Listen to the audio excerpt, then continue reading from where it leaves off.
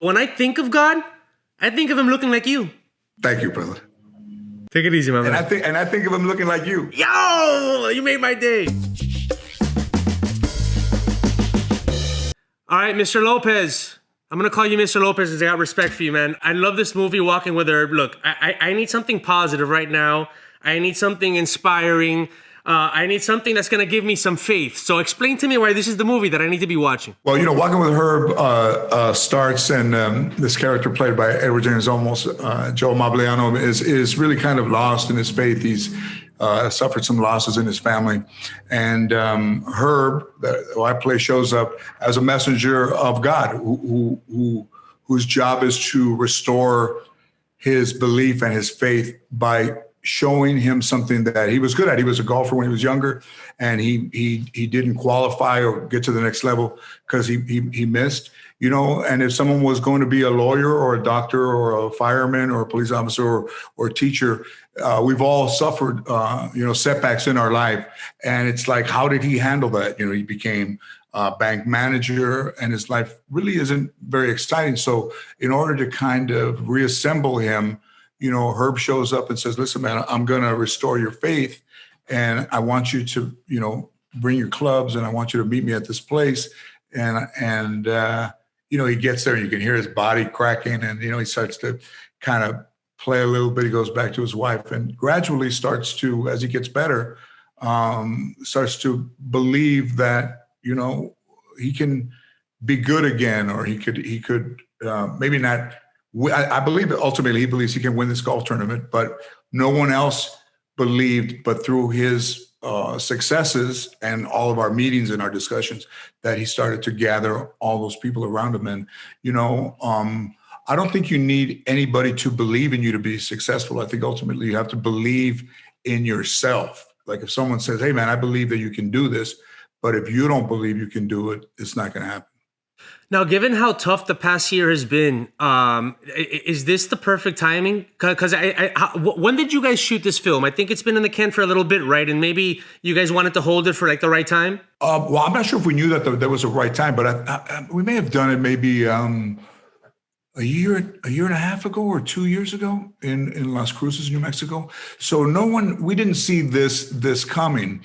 So it's a little bit of like, a little bit of just divine that this movie would be coming out at a time when, everyone's life has been uprooted this last year.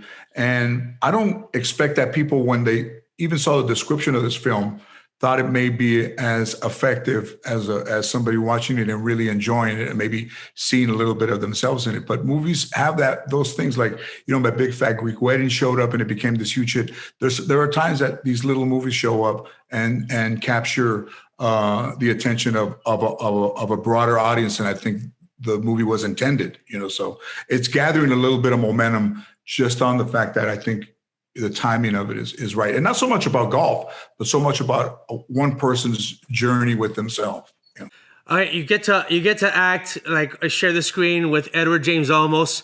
For a lot of us fans, it's actually like an amazing pairing. It's almost like when Al Pacino and Robert De Niro get to play with each other for the Latino community. What was it like for you? I met Edward in 1988. I met him at an Imagen Award in Beverly, Wilshire. And he invited me to lunch at his house, and he was on the cover of Time magazine, I think, that week. And, he encouraged me to be good, and to do my work. And, it's amazing that, over 30 years later, that I don't have a bad memory of this guy, and that day he took his time out of his life and encouraged somebody who was coming up. He didn't know whether I was going to be successful or not.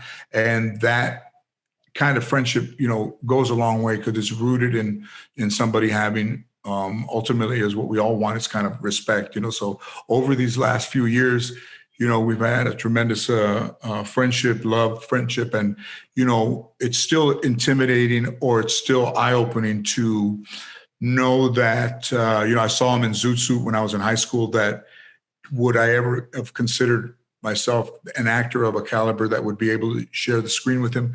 Maybe not so much, but through my journey, I gathered little pieces that when I needed them, all those pieces came together. Did he ever give you the speech about the raindrop when it falls from the top of the mountain and it rejoins the river, but then it evaporates and then it ends up on the top of the mountain again? No. Do you know why he didn't give you that story? Because you're still on top of the mountain, my friend. There you go. He tells that story to Joaquin Phoenix in that fake documentary they made a few years ago. Oh, yeah. Oh, right on. Yeah. You know, it's and Kathleen Quinlan too, you know, nominated for, you know, The Right Stuff, that great movie. But when you're acting with actors of that caliber, they have their own process. But I remember Kathleen said to me, you know, you have ease of making things look comfortable that are serious. And she said, not everybody can do that. That's your asset, that you can make something look easy and make it look warm and loving when it's very difficult to do as an actor. George, this movie touches upon the subject of God, of the divine, of spirituality. So, you know, is it tough these days to put out a movie that has such a strong spiritual theme? Or are we back to the timing part where actually now people actually want to see some of that? That's a good question. You know, I don't believe that this, because, you know, Eddie looked through the script and there was a lot of stuff that would have made this film faith-based, on the nose faith-based, maybe a little more, and would have been put off to some people. But Eddie massaged this thing, removed a lot of things, and gave it a little bit more of a drive of the characters and not so much of the message overall. You get the message overall, but it became more about this partnership of this guy who is trying to get this other guy to become the loving father, the loving husband, and the loving man that he was prior to suffering these losses in his family. And for me, as a messenger who clearly has not made it or ascended to heaven, he's kind of stuck in between. And I think the backstory of Herb is that he has to continue to do these things with these people until he shows the Almighty that he's worthy of moving on to the next level. So in a way, they're both parallel. And at the end, I think Herb does something very unconventional for somebody who's been around all that time. He was affected emotionally by this guy's journey. And I think at that moment, he knows that I think he's going to move on. Yeah, well, that's touching, man. You know, what's cool about the movie as well is, you know, as Latinos, we always talk about wanting to get cast in general market stuff. Just put us front and center, but don't make it about only us. Like, bring us to the world. And here's a movie that I don't think it's a Latino movie. It just happens to be starring two of the biggest Latino names. Talk to me about, you know, that aspect of the film. You know, I mean, listen, everybody wants to succeed that gets in this business, but there's also a system that's set up that is moving 24 hours a day from the time that, you know, Charlie Chaplin and Buster Keaton and the first silent movie and the first talkie movie and Citizen Kane, that there's this machine that goes, and it really doesn't care who's in the machine. And it goes and it generates this income and it generates this entertainment and it generates through these eras. But us as Latinos, if we only identify ourselves as Latinos, that machine is gonna bypass us. So in a way, you have to be able to adjust to the machine and the way that it operates, instead of saying that you're maybe a militant type person and you can only work under these circumstances. That machine's going to pass you by.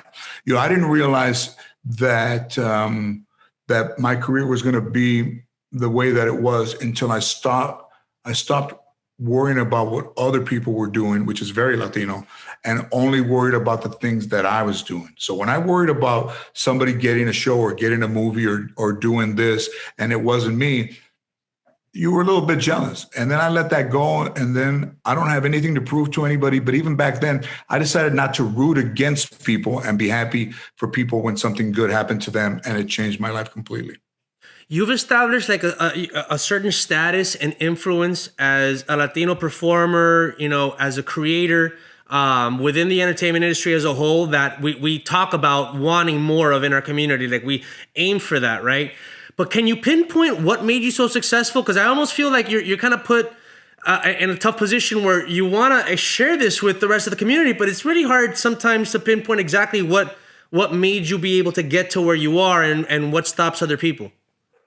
Well, I don't think anybody's ever asked me that, but I will tell you, from the time that I was 11 years old, and nobody in my family was in show business or in the entertainment field at all. But through watching, the Tonight Show and stuff, I started to write jokes and I started to assemble words, which, I was a C average student, but in my head, I always had funny thoughts with my friends. And I was always a little bit shy around people I didn't know, but I did have something that was given to me that was able to make people laugh. And it never left me, even to this day. So I was blessed with the ability to be able to create something from nothing.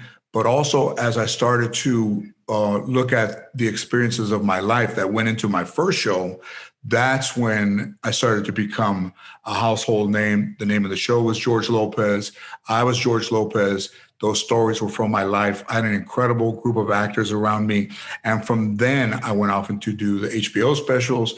And then I did the talk show. And then I've done the animated movies. But it all came from, and it's derived from, taking interest in myself and writing when I was 11 and continuing that my whole life as I continue to do to this day. So it's been the one thing that people recite mantras in the morning through their whole life, because it gives them the power that someone is overlooking or is looking out for them. For me, I was always writing things down. I put them in my phone now, but I was always doing that. So for me to do that every day, I feel that it's moving me in the right direction. And my daughter, Mayan, is 25, and she's helping a show as a writer consultant. And she emailed me or sent me a message 2 days ago saying, I want to talk to you about some ideas for jokes. And this is a kid that I had that's 25. I mean, I was 11, but does it make me feel good that my daughter texted me and said, I want to talk to you about writing jokes and assembling jokes? It was something that I never imagined. Last thing I'm going to say, it's more a comment than a question. George, I know that you're playing the messenger of God in this movie, but when I think of God, I think of him looking like you. Thank you, brother.